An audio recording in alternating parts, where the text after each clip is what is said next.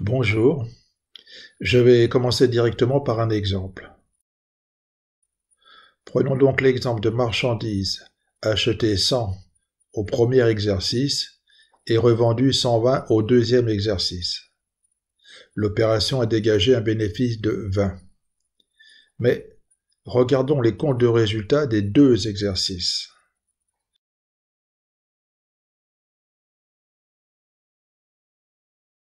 Au premier exercice, on trouve en charge l'achat de marchandises, mais pas de produit.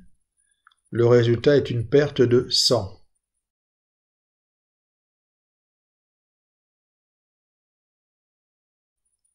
Au deuxième exercice, on a en produit la vente de marchandises, mais pas de charge. Le résultat est un bénéfice de 120.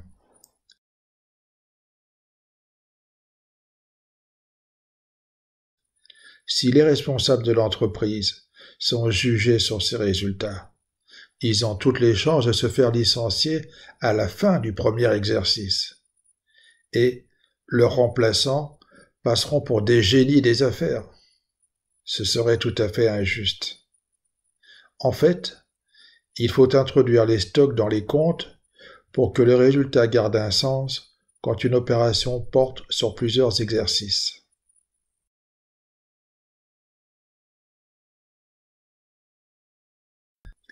Une entreprise achète généralement des biens pour les utiliser dans son processus de production. Ce sont des matières premières et des fournitures. Pour les revendre, ce sont des marchandises. Elle peut également produire des biens.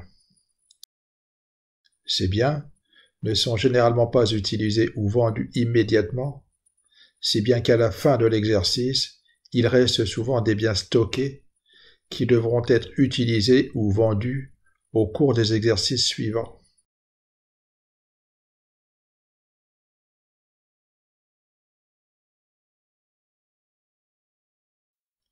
Un stock devrait rapporter de l'argent au cours des exercices ultérieurs, soit parce qu'il sera vendu, soit parce qu'il sera utilisé pour produire des biens ou des services qui seront vendus.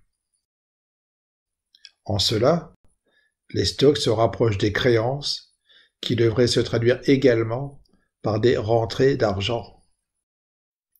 Il faut donc introduire la notion d'actif. Le plan comptable général français définit ainsi les actifs.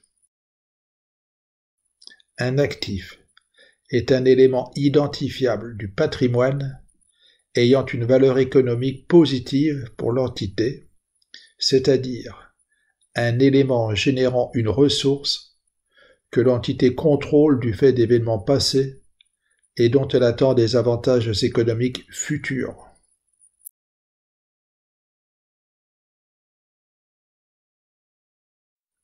On peut considérer qu'à chaque actif correspond un responsable et un compte de bilan le représentant.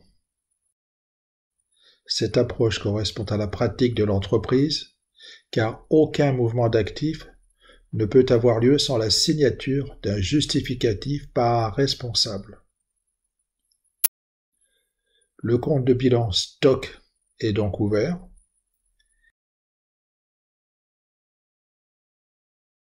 Il faut également enregistrer les entrées et les sorties d'actifs dans un compte de gestion correspondant à la nature de l'événement qui lui a donné naissance. Le compte de gestion variation des stocks est donc ouvert.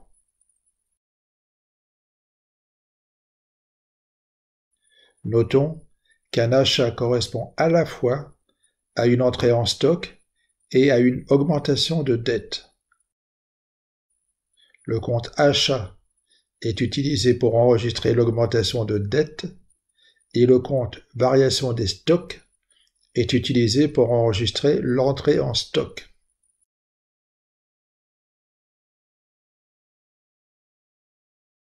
Une entrée d'actifs doit être enregistrée au débit du compte du responsable, car celui-ci doit pouvoir le rendre ou en justifier l'utilisation. Lors d'une sortie d'actifs, Le responsable acquiert en contrepartie un justificatif et l'entreprise doit renoncer à le réclamer. La sortie d'actifs est donc inscrite au crédit de son compte de bilan. Dans le cas d'une entrée d'actifs, le compte de gestion est crédité car l'entreprise bénéficie de l'entrée. Dans le cas d'une sortie d'actifs, le compte de gestion est débité car l'entreprise subit la sortie. Ainsi, une entrée en stock est enregistrée au débit du compte de bilan stock et au crédit du compte de gestion variation des stocks.